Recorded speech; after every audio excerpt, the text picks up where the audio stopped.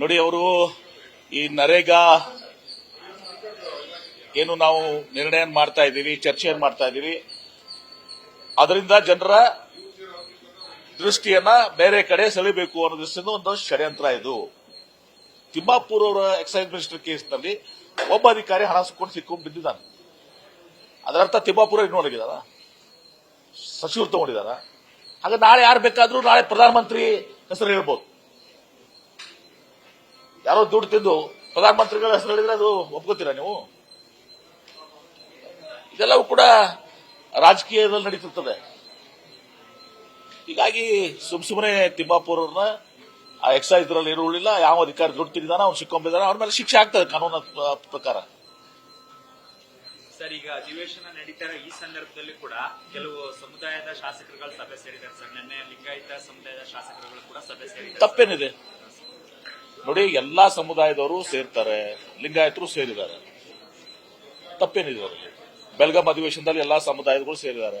ಆ ಸಮುದಾಯಗಳು ಸೇರಿ ತಮ್ಮ ಸಮಾಜದ ಸಮಸ್ಯೆಗಳ ಬಗ್ಗೆ, ತಮ್ಮ ಜನರ ಸಮಸ್ಯೆಗಳ ಬಗ್ಗೆ, ಆಮೇಲೆ ತಮ್ಮ ಸೂಕ್ತ ಪ್ರಾತಿನಿಧ್ಯಗಳ ಬಗ್ಗೆ ಎಲ್ಲ ರೀತಿಯ ಚರ್ಚೆಗಳು ಮಾಡೋದು ಸಹಜ ಆಯ್ತು ಸರ್. ಏನ್ ತಪ್ಪಿದೆ? ಎಲ್ಲಾ ಸಮಾಜದವರು ಕೂಡಿದ್ದಾರೆ, ಲಿಂಗಾಯತರು ಸೇರಿದ್ದಾರೆ.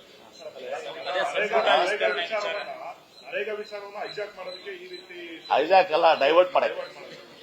ಹೈಜಾಕ್ ಏನ್ ಮಾಡ್ತಾರೆ?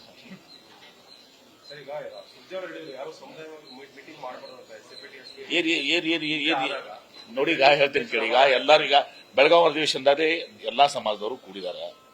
ನಾವು ಲಿಂಗಾಯತರು ಕೂಡಿರ್ಲಿಲ್ಲ, ಈಗ ಕೂಡಿದೀವಿ. ಎಜೆಂಡಾ ಏನೂ ಇಲ್ಲ. ನಮ್ಮ ಲಿಂಗಾಯತರದು ನಮ್ಗೆ ಕಾಂಗ್ರೆಸ್ ಹೈಕಮಾಂಡು ಸೋನಿಯಾ ಗಾಂಧಿ ಅವ್ರ ಮೇಲೆ, ರಾಹುಲ್ ಗಾಂಧಿ ಅವ್ರ ಮೇಲೆ, ಮಲ್ಲಿಕಾರ್ಜುನ್ ಖರ್ಗೆ ಅವ್ರ ಮೇಲೆ ಸಂಪೂರ್ಣವಾದಂತ ವಿಶ್ವಾಸ ಇದೆ.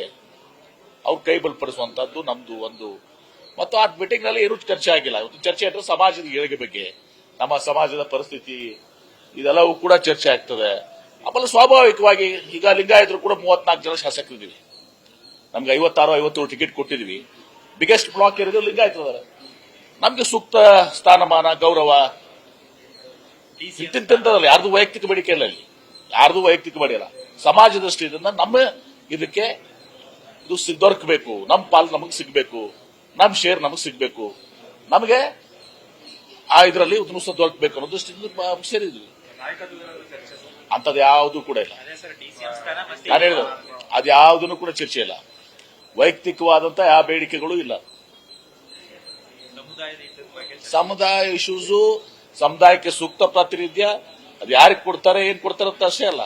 ನಾವು 34 ಜನ ಶಾಸಕರಿದ್ದೀವಿ. ಐತಿಹಾಸಿಕ ನಾವು 99 ಜನ ಶಾಸಕರಿರ್ತಿದ್ವಿ, 70-72 ಜನ ಇರ್ತಿದ್ವಿ. ಈ ಸಲ ಲಿಂಗಾಯತರು ಮೇಜರ್ ಆಗಿ ಕಾಂಗ್ರೆಸ್ ಕೂಟ ಹಾಕಿದ್ದಾರೆ. ನಾವು 57ರಲ್ಲಿ ನಾವು 34 ಜನ ಗೆದ್ದಿದ್ದೀವಿ. ಬಿಜೆಪಿ 72 ಜನರಿಗೆ ಕೊಟ್ಟಿತ್ತು, 68-70 ಜನರಿಗೆ. 70ರಲ್ಲಿ 13 ಜನ ಗೆದ್ದಿದ್ದಾರೆ. ಏನ್ ತೋರಿಸ್ತದೆ ಅದು? ಶಿಫ್ಟ್ ಇನ್. ಸೊ ಅದಕ್ಕೆ ಸಮುದಾಯಕ್ಕೆ ಇವತ್ತು ನಮ್ಮ ಅಧಿಕಾರಿಗಳಿರ್ಬೋದು, ಅವ್ರಿಗೆ ಸೂಕ್ತವಾದ ಪೋಸ್ಟಿಂಗ್ ಸಿಗಬೇಕು. ನಮ್ಮ ಜನರಿಗೆ ಈಗ ನಮ್ಮ ನಿಗಮ ಇದೆ, ನಿಗಮಕ್ಕೆ ಹಣ ಕೊಡುವಂತದ್ದು, ನಿಗಮ ಮಂಡಳಿ ಬರ್ತದೆ, ಮಂತ್ರಿ ಮಂಡಳಿ ಬರ್ತದೆ. ನಾವು ಬೇರೆಯವ್ರದ್ದು ಕಿತ್ಕೊಂಡು ತಿನ್ಬೇಕು ಅನ್ನೋದಲ್ಲ, ನಮಗೆ ಬರಬೇಕಾಗಿದ್ದ ಶೇರ್ಸು ನಮ್ಗೆಲ್ಲರಿಗೂ ಬರಬೇಕು. ಈಗ ಯಾರ ಹೆಸರುಗಳು ಇಲ್ಲ. ಎಲ್ಲರೂ ಕೂಡಿದೀವಿ, ಊಟ ಮಾಡಿದೀವಿ, ಚರ್ಚೆ ಮಾಡಿದೀವಿ ಸಮಾಜದ ಬಗ್ಗೆ, ಅಷ್ಟೇ.